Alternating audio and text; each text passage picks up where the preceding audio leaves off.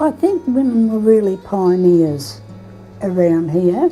Women tend to step into community leadership roles more readily and more generously than men tend to do. Nowadays you're pretty much equal to men, and I don't think I could ever imagine not being that way. There was a time when it was men involved in community groups and organisations, and they were the front of community involvement. Women were often there as auxiliary groups, often there as the behind-the-scenes enablers of the men who were doing the action. I come from a family, or a couple of families, of quite strong women, and a lot of women were the backbone of this development of this town. Silently, they were never the people on the local council, they were never the people who became Lord Mayors or anything like that, but by gosh, they got things done in their own way. My mother was involved, and family, aunties, cousins, everybody seemed to be involved in sport, and we just followed through on it. Yeah, I can't imagine what it would have been like a long time ago without women playing sport.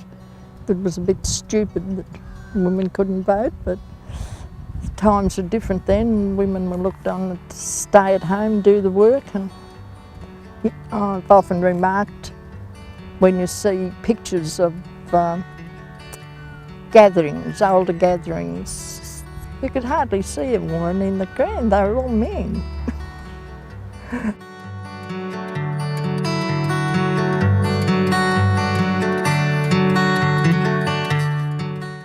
Not many worked in those days.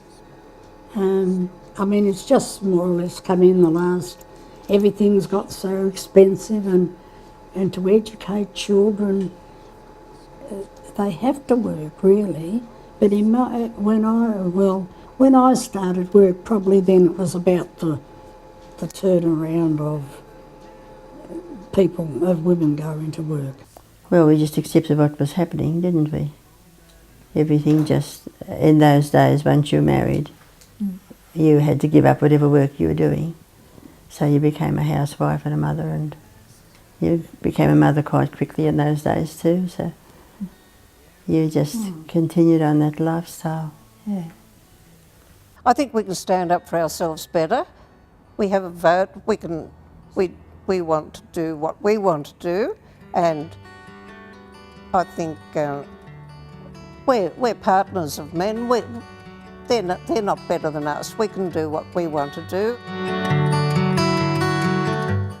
But I suppose in our day, you know, we used to do, I can remember the fire brigade catering, because we had to raise money to buy the fire trucks and things in those days and build the fire station. And we'd do catering, but we all had little babies and little children. We used to just take the playpen along and plonk them all in there, do our catering. The kids used to fight and all sorts of things, but we never ever worried about it. I was president for a long, long time. Once you become president in something here, it's not easy to get out of.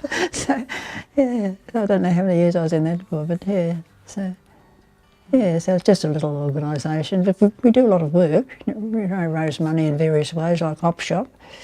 Most of the organisations here raise their money through the OpShop. I've been on the Recreation Reserve Committee for some time because I saw a need over here for, you know, develop the facilities. If people had seen the old building that was over here, when it rained, water used to pour in, the floors had holes. We had Buy a Brick campaign, which was $1,000, $500 or $250, which was probably raised about $25,000 doing that. The building was completely paid for when it was finished, which was most unusual for a local building. Most people have to take out a loan for, say, 25 years or something like that to pay it off. When I was married, in 1966, when I was, 22 then, yeah, and moved onto this family property that had been, the Moyers have held this land since 1898. Virtually meant he couldn't run the property, and we had 2 small children, so we swapped roles. I quite gladly went out to run the farm,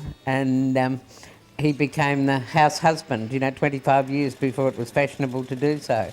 And it was probably very difficult for him at that time because I don't think he'd ever boiled an egg, and he had to have a total change of lifestyle. was much easier for me than it was for him, but it was a pretty critical part of our lives, and it really worked very, very well.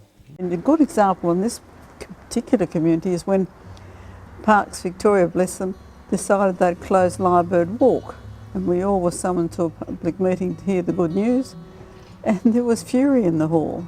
And I can remember getting up and saying, "You don't understand this community, you don't understand what you've just done. We will have that park reopened." When Parks Victoria told us that they'd closed the walk and they would never be reopening it, we lobbied very hard for 4 months. We went straight to the top on the Parks Victoria board and to all the politicians and what have you, and we were very fortunate to get the decision reversed. Parks Victoria allowed us to reopen it. We basically had no finances at all. It's a 4.8 kilometre walk. There is the walk along beside the river, the Little Morwell River, is actually accessible for disabled people, and it is a very easy walk. You can do a kilometre walk to the farm fence and then turn around and wander back again. There are several places to stop and sit down and enjoy the bush setting. The rest of the walk is, you know, a fair gradient, but down through the Coral Fern Gully is absolute magic.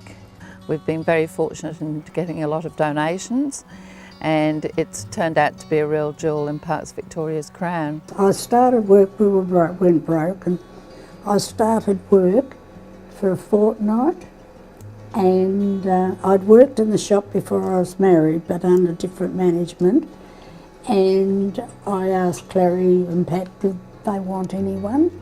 And they said, well, yes, for sale. It was for a fortnight. And then I stayed on till Christmas, and I stayed on for 22 years, and I ended up managing the place. In Melbourne North, you couldn't get out much. I mean, the settlers, well, their wives would only go into Melbourne North once a week. When I was work, there was a pig and ladies' day, they called it. 1 week was pig sale, 1 week cattle sale. And that was the only time women came out much. They had their horse and jimpers, and they never went out without their husbands. I mean, they took daughter into town and they went home and for the next week. I pump petrol like this and wheel bran and pollen and stuff out to the farmers and do all these things. I look at the shop assistants these days and think, oh boy, wouldn't that be good? Different to now, everything's in packets. We had to weigh up everything. Everything came loose, like in big quantities, like sultanas and currants and dates.